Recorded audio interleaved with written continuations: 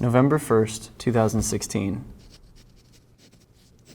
Darling, I made it to Iraq. The goal I set 15 years ago as a young kid in the wake of 9/11 has been realized.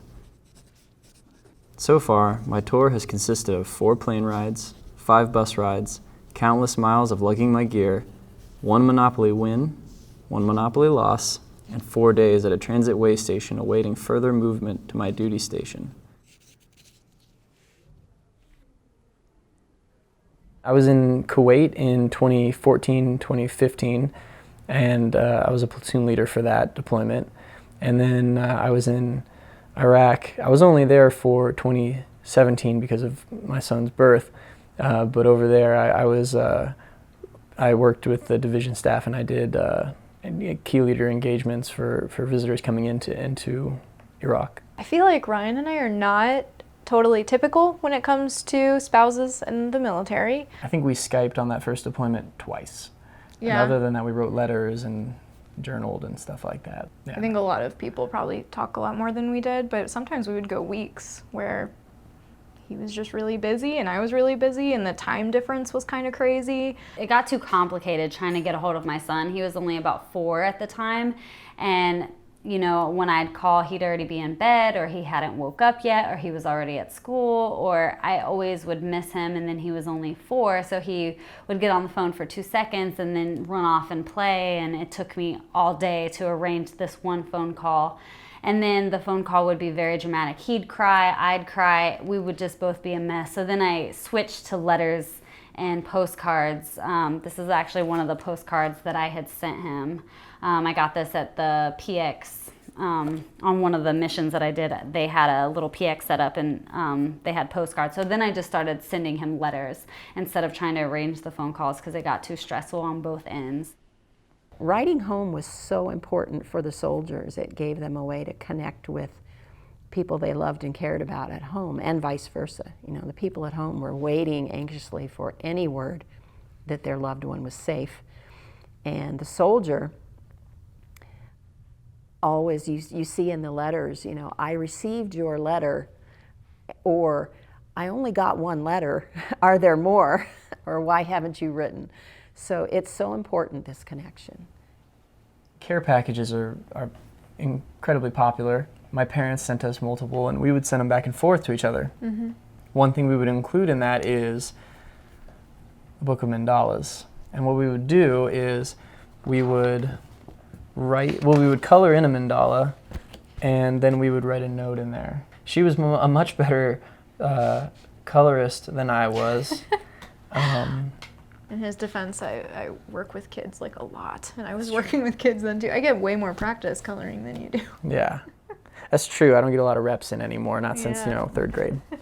When I look back on it now, it was almost like journaling. Like my husband was my real-time diary, you know, and so I would write to him they would seem so meaningless, like, hey, today, you know, I went to Pizza Hut, and then we drove to this fob, and then we went to this fob, and, you know, there was no encounter of anything, and then we came home. It's just kind of funny to think back to that time. Like, some of the things would say, you know, I haven't heard from you. It says you're logged in Messenger, but I can't get a hold of you. Is everything okay? And then this one was kind of funny. It said, today was the most fun day that I've had in a while. We actually had Pizza Hut, and it made my day. And I thought that was really funny that, you know, Pizza Hut made my day, and I was just elated. I'm like, oh my gosh, I had Pizza Hut. And then his response was like, I am so happy you had Pizza Hut. That's so awesome. And it's just, you don't realize how much you take the little things for granted when you're home. But then when you read these emails, it puts things into perspective. Like, wow, we have it good. You know, things could be a lot harder. They could be a lot worse. I joined the Army in 2000, and I was a diesel mechanic, all-wheel vehicle diesel mechanic and recovery specialist. He got orders for Iraq, so he went first. At this point, we had a daughter, and she was 1. I didn't answer the door for the entire year he was gone.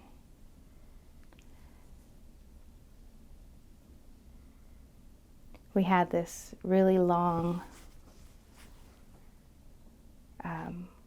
walkway to the house. But I would never answer the door. I wouldn't even go to if I didn't know you were coming, I would never answer the door because I was always so afraid that there would be two people on the other side in Class A's. There was a situation where we had an incident and we had to turn in all of our cell phones and shut down all communication for a week because there was a threat.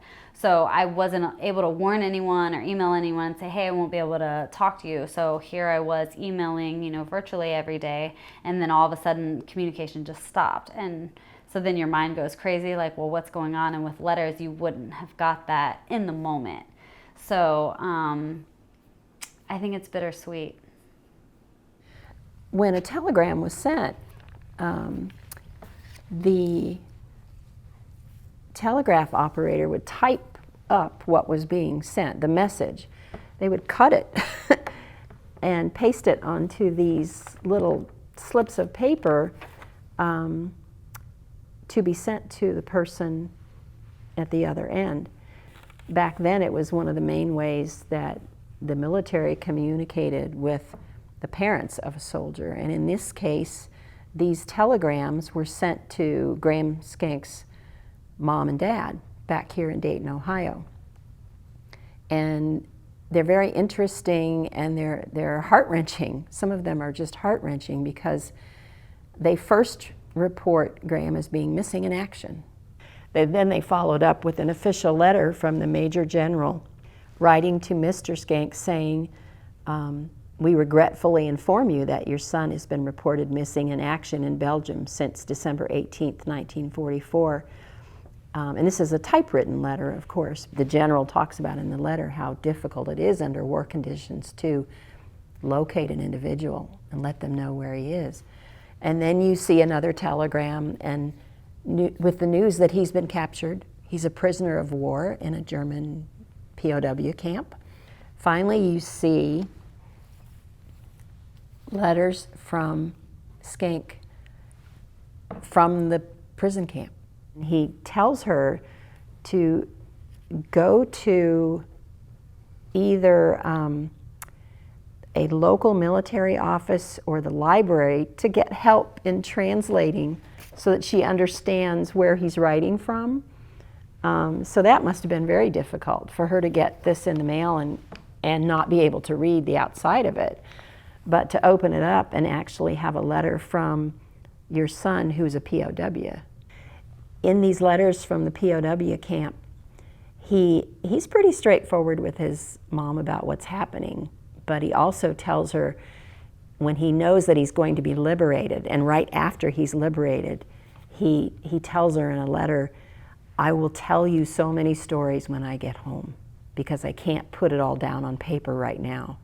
All I can say is it just seems wonderful, and I love you very much, and we always discuss you, and honey, just because I don't write to you doesn't mean that I don't think about you, because you're one person that's on my mind always. My name is Anthony Massoud. I was in the Army, artillery, and I was an advisor in Vietnam, and I was ROTC, and I was commissioned January of 1964, and I served 3.5 years.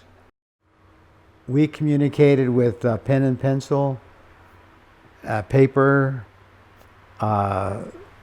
walkie-talkie to the States, and then landline, and then tapes, those reel-to-reel pocket tapes.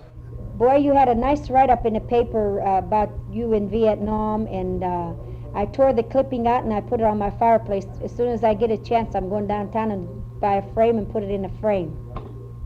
My insurance man came over. Anybody that comes over, I show them your picture, and I say, look at my cousin Sonny. I'm down at your mother's house right now, and Tootsie and all of them are sitting around the table making me laugh, and I don't... and I get all mixed up. I don't know what to say to you, because every time I look at Tootsie, her eyes look like they're ready to, she's ready to cry. God bless you, honey, and take good care of yourself. Your mother and all of them are around here, and they all say hello. Hello, honey. I love you, dear. God bless you. What do you think about the tape? I think the tape is wonderful. It's like talking on the phone to him. Hi, Tony. This is your sister, Shirley. I miss you very much, very much. I think Whenever I got something for the first time that was a positive, it was a good feeling. It was like a surprise. You know, you don't expect it, and it's there. And I love getting the tapes from my parents and friends. And that was really meaningful because it's like I'm sitting across from you except my eyes are closed. We have this misconception with technology that it's easier. And it's actually more frustrating because it doesn't always work. There's that disconnect. Me and my husband would be mid-conversation and the internet would go down and then it wouldn't be up for days. And it almost is taunting you, like, well, we kind of have this technology. You just can't use it all the time. It's going to fail a lot. So you're not really going to get to talk that often. And I think that's where my letdown happened with my deployment is I had thought in my head, internet, man, it should be a breeze to just call home or email home and get an email back and it should be no problem. And it was a lot more frustrating than that. Whereas with letters, I would, probably write a letter every single day, send one every single day, and then you could put them together in a timeline and still put yourself in that real life moment if you follow the timeline. Obviously, it'd be in the past, by the time they read these letters, it could be a month or two old before they actually get them, but once they did, they could put it together and see where I was at in that time. 29th of July, 2014, Nene. Babe, Blackhawks are amazing. Private Scott's re-enlistment was amazing as well and went off with only one hitch. I messed up the oath. I'm an idiot when I'm nervous, but it was a success. Additionally, we became a minor viral video. Last I checked, we had 12,000 views on Facebook.